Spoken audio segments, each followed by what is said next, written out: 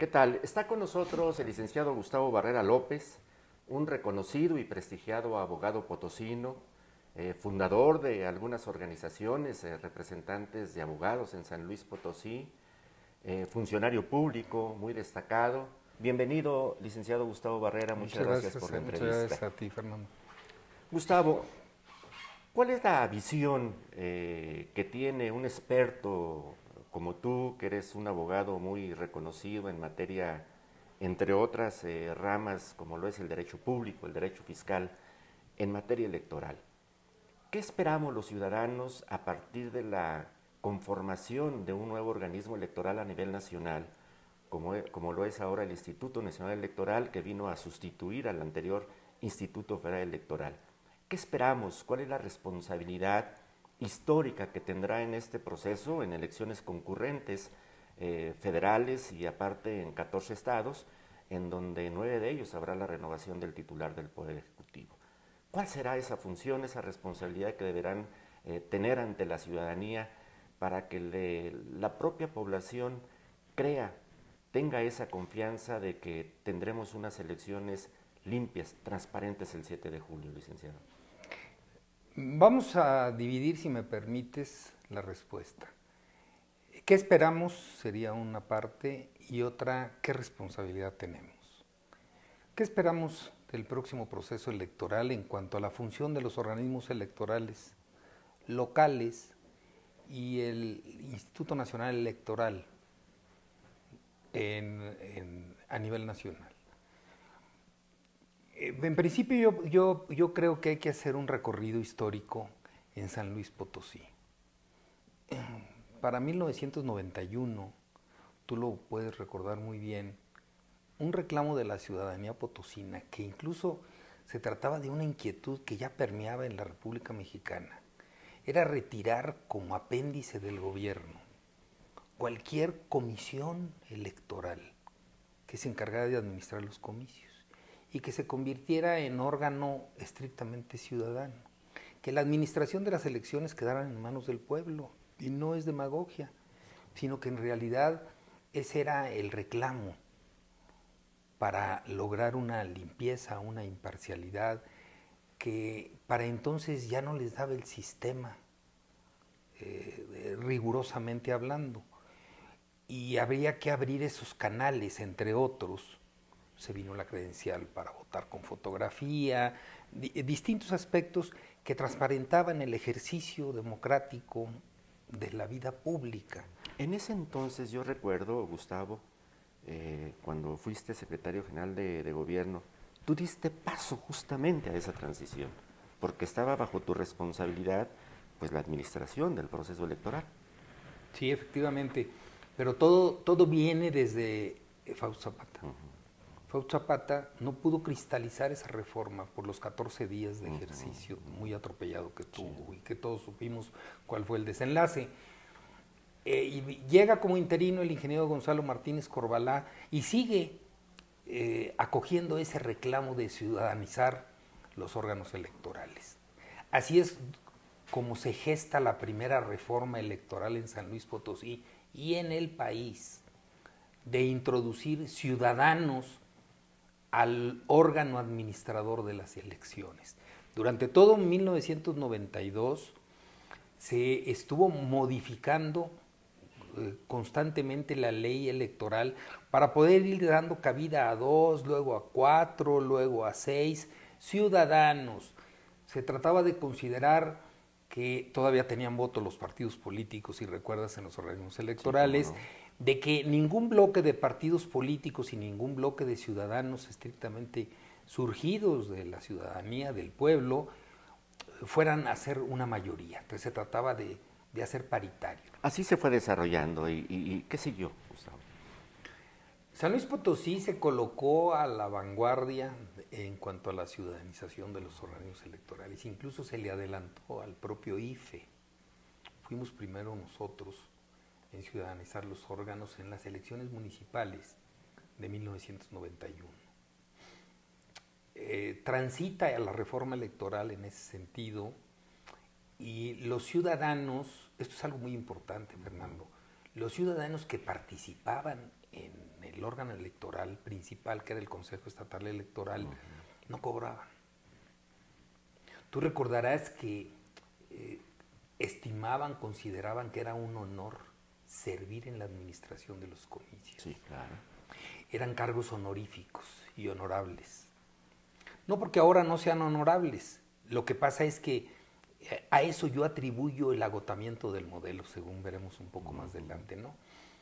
Se llega a tal grado el avance en San Luis Potosí que en 1993 estaba completamente ciudadanizado tanto el Consejo Estatal Electoral como las comisiones distritales y los comités municipales electorales.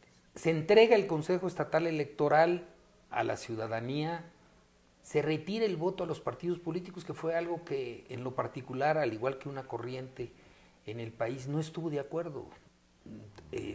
Los mismos partidos políticos, si son los verdaderos actores en un proceso electoral, ¿cómo no van a tener un voto en realidad? Se trató de acrecentar en realidad el entorno discursivo del partido político al interior del medio o del órgano electoral, en lugar de que nada más fueran las puras decisiones. Entonces los partidos políticos, a través de sus representantes en los órganos electorales, ya cuando se quedaron sin voto, pues lo que tenían era el discurso para persuadir a los consejeros electorales que sí tenían voto. Pero la característica de ciudadanización que tan buenos resultados obtuvo, pues duró poco, porque empezó, en mi opinión, a pervertirse, y si no a pervertirse en un sentido peyorativo, moralmente hablando, o políticamente hablando, a agotar el modelo.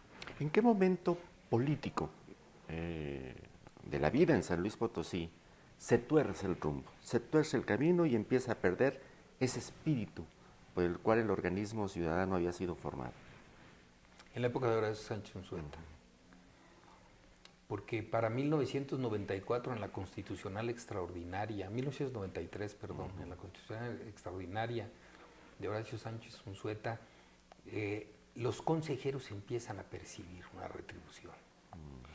Y aquí no nos vamos a meter a que si era o no compatible con la función, o si era o no proporcionada esa retribución a la función.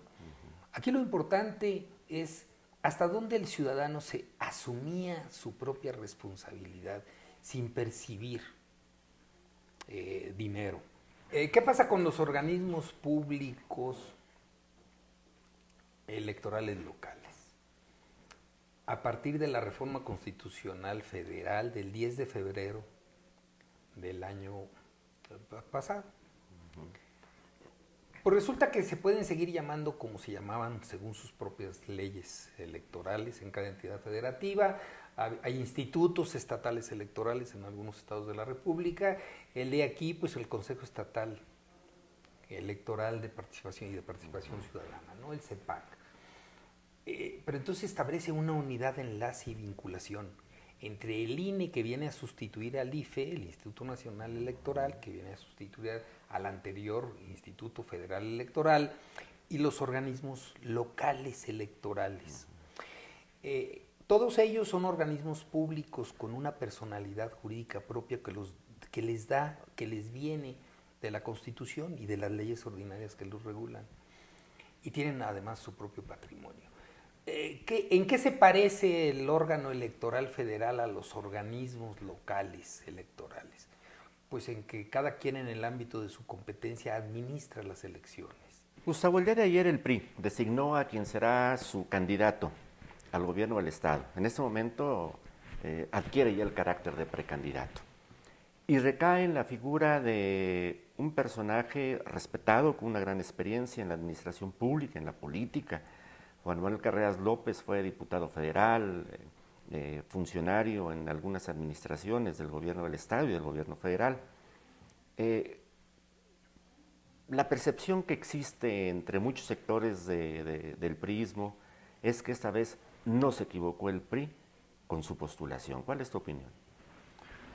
Mi opinión es que, sin desdoro ni tampoco realizar ninguna comparación entre los 11 aspirantes, ni faltarles el respeto a ninguno, por supuesto, El ejercicio que hizo el Partido Revolucionario Institucional es un ejercicio que muchos estados quisieran haber hecho a nivel local o bien llevados bajo la férula de un comité ejecutivo nacional. Fue un ejercicio inteligente. El primero de ellos, yo no creo que haya damnificados con la selección.